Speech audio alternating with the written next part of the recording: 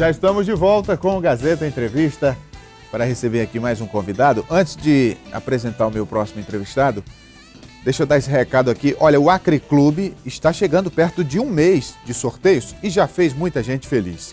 Você pode acessar facebook.com/Acre Clube de Vantagens, tudo junto, e você confere todos os sorteados. Todo dia tem sorteios desse mega clube de vantagens. Nas compras acima de R$30 nas lojas participantes, você ganha cupons para concorrer a cartões de débito com valor de R$1.000 para você gastar como quiser. Acre Clube de Vantagens, dá uma olhada. Aí eu vi vantagem com o Acre Clube. Aí eu vi vantagem, tem sorteio todo dia e é de R$1.000, sempre ao meio-dia na sua telinha.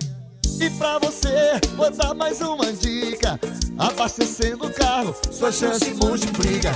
Farmácia, mercado, reforma ou vestuário, foi só com o Acre Clube que eu encontrei vantagens. Daí, Acre Clube de Vantagens. E agora eu apresento o meu convidado desse bloco, é o escritor, historiador, mestre em letras, Jefferson Henrique Cidreira. O Jefferson está lançando um livro. O livro é esse aqui, Os Meios de Comunicação no Acre, com o subtítulo O Desenvolvimento Econômico nos Anos 70. E é um trabalho acadêmico, fruto de uma pesquisa profunda que ele realizou na história dos meios de comunicação no Acre, e nós vamos falar desse trabalho. Boa noite, Jefferson. Boa noite. Então, o que trata esse livro? Bem, ainda na pesquisa do mestrado, em nossa pesquisa, nós tentamos desenvolver a questão do discurso na década de 70. Só que a partir do momento que a gente se aprofundou nessa pesquisa, né, eu vi que tinha o interesse da gente traçar, né, como foi a inserção dos meios de comunicação no estado do Acre, né? Então, essa primeira pesquisa ela é de cunho historiográfico, né? E já que foi abandonada no resto da dissertação do mestrado ainda quando fazia na UFAC, eu resolvi trazê-lo à tona e traçar essa inserção dos meios de comunicação no estado do Acre. De acordo com essa pesquisa que você fez, qual era o papel dos veículos de comunicação naquela época? Quantos e quais eram? Você fez esse raio-x? Bem, a gente sempre tem que tratar essa questão do capitalismo, e como o capitalismo tem aquela metáfora, tempo é dinheiro, né? Como tinha essa questão sempre o Acre, essa questão do Acre ele ser distante e demorar muito tempo para chegar aqui através de viagens, e o único meio que tínhamos na época eram através das estradas fluviais, né, através dos rios. Então nós resolvemos mostrar como o rio ele desempenha como gênese dos meios de comunicação no Acre, e também ele traz um elemento desconstrutivo da ideia de isolamento do Estado, né? Então, através dos rios, né, chegavam as cartas, os jornais escritos, né, as encomendas. Então, através do rio a vida acontecia, né? Então a gente traz à tona isto. Porque o que a gente percebe na sociedade, historicamente, é que os discursos que dominam o senso comum, eles são construídos a partir da comunicação. Isso é percebido nessa época também? Bem, não só através da comunicação, mas assim, os discursos ele veio sendo construído, né, desde a chegada dos europeus aqui, né? Então esse discurso que veio carregado, que nós destacamos no primeiro capítulo, é apenas uma discussão, né, mais aprofundada que será o tema do meu doutorado, é justamente como é que foi perdurando, esses discursos perduraram, foram cimentados, né, como essa questão do Acre isolado, né, essa questão toda do Amazônia sul-ocidental, que é isolada, que é um lugar de caos, um lugar do inferno verde, né? Então, através do rio, né, nós trazemos esse elemento desconstrutor dessa ideia de isolamento que se tinha aqui no Acre, tanto nas primeiras décadas do século XX, até também os dias atuais, né? Que paralelo você faz daquela realidade com a realidade de hoje?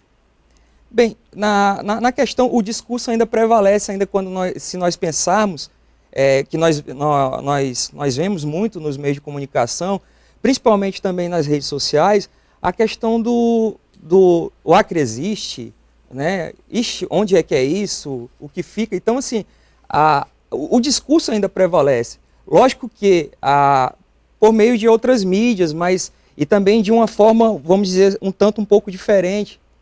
Né? Mas esse discurso que veio desde dos primeiros europeus que vieram, né, explorar as drogas do sertão, aqui, né, do Acre, ainda esse discurso ainda ele veio sendo ressignificado no decorrer das décadas, né, e ainda continua ainda no nosso estado. Eu vejo que tem um capítulo que estuda a radiocomunicação no Acre.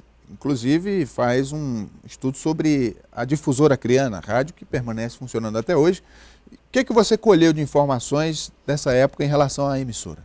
Bem, a ideia foi fazer justamente, como é de um cunho historiográfico esse livro, a ideia foi traçar, desde a inserção da radiodifusora acreana no Acre, o seu surgimento, né, e depois os programas mais difundidos com mais sucesso, com ênfase no correspondente difusora. Já que nós estamos falando dos meios de comunicação, como o correspondente difusor acreano, ele servia como esse meio de comunicação para interligar o estado todo, né, através das suas mensagens, para as colocações seringais. Né? Então a gente fez esse Pelo que eu observei trajeto no livro, a década de 70, que é a época que você pesquisou, o discurso econômico era de ênfase à pecuária. E isso, de certo modo, se transformou até os dias de hoje. Nós temos aí a questão do desenvolvimento sustentável, a industrialização. Quer dizer, ao longo do tempo, sempre há um discurso predominante. Muito embora, eventualmente, ele não chegue a se concretizar na prática. Como é que você vê isso? Bem, como eu venho falando, né, esse primeiro livro, que nós iremos lançar, né, amanhã, ele vem mais com esse cunho historiográfico, mas uma segunda pesquisa, que justamente foi a conclusão do mestrado na UFAC na época, ela vem justamente traçar essa questão do discurso. Como a gente vê que a cada momento, a cada período, né, esse discurso ele vem sendo carregado de interesses de poder. Né? Assim, a gente coadunando com as ideias de Michel Foucault, da análise do discurso. Né? E como os governantes, aqueles que estão no poder, eles vêm proferindo e também manipulando o discurso a seu favor. Então, assim, tanto da década de 70 como nos dias atuais, nós continuamos vendo esse discurso político, esse discurso, como diz Foucault, que ele vem cheio de carregar de interesses e poder. Né? E, ao longo desse tempo, você pesquisou o passado, vive no presente. Que comparativo você faz em relação ao desenvolvimento? Porque dá para colher elementos, marcos, que mostram o quanto nós avançamos.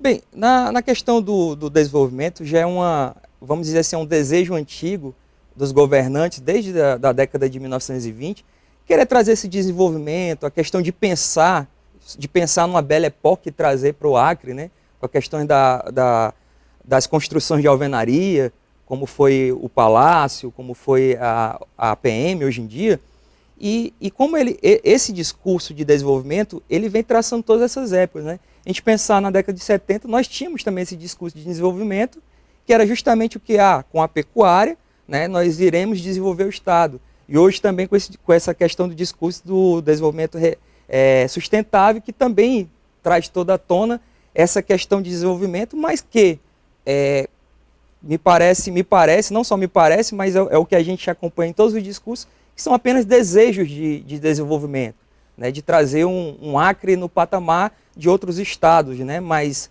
desenvolvidos na questão econômica. Né? Você, como pesquisador, que conhece a história, que tem um trabalho criterioso, científico, para atestar essa realidade, como é que você projeta o futuro? O que você vislumbra nessa linha que você segue na sua pesquisa? Bem, a gente pensar nessa questão de futuro, né, envolve muito mais coisas do que só a própria análise do discurso, né? Envolve as questões políticas que nós estamos vivendo atualmente, né? Então, eu como cidadão, como pesquisador, eu tenho essa esperança, né, por assim dizer, essa esperança que nós tenhamos um futuro livre das coisas que nós estamos acompanhando na mídia, né, dessa corrupção instaurada, de tudo isso. Né? Eu vejo aqui no seu currículo que você é professor da rede estadual, diretor de uma escola no município de Senador Guiomar, e hoje é uma questão estratégica até você formar a juventude e prepará-la para o futuro, Isso vai determinar exatamente os rumos que o país vai tomar. Nesse sentido, como é que você enxerga o papel do jovem, esse trabalho de formar o caráter e qualificar? Bem, eu como professor também, né, já que sou professor e com muito orgulho, gosto dessa profissão, né, atualmente sou gestor da Escola Boa União, que fica no município de Senador Guiomar, e assim, por muitos estudos e também por ter essa formação em história, né, ser, assim, vamos dizer assim, mais crítico, né, a gente vê e viu que a escola, por muitas vezes, ela teve esse papel como um autor já disse, né, o Luiz Althusser, que é esse papel ideológico do Estado, né, de formar pessoas de acordo com o que o Estado quer, né?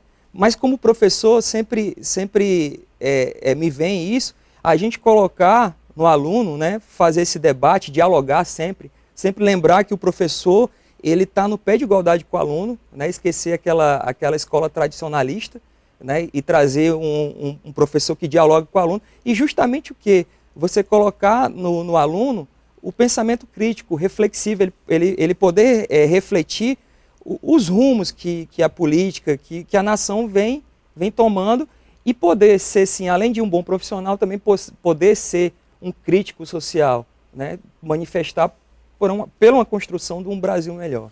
Muito bem, conversei aqui com o escritor, historiador, professor Jefferson Henrique Cidreira, que está lançando o livro Os Meios de Comunicação no Acre e o Contradiscurso do Desenvolvimento Econômico nos anos 70. O evento de lançamento, Henrique, vamos falar do evento? Vai ser quando o lançamento? Bem, o lançamento desse livro ele vai ser amanhã na Livraria Nobel, ali no Shopping Via Verde, né, às 19 horas, né, então eu peço que os telespectadores, né, estão todos convidados para o lançamento desse livro. Muito bem, muito obrigado pela vinda. Eu que agradeço. Vamos fazer um intervalo comercial. Daqui a pouco a gente volta com Gazeta Entrevista. Não saia daí.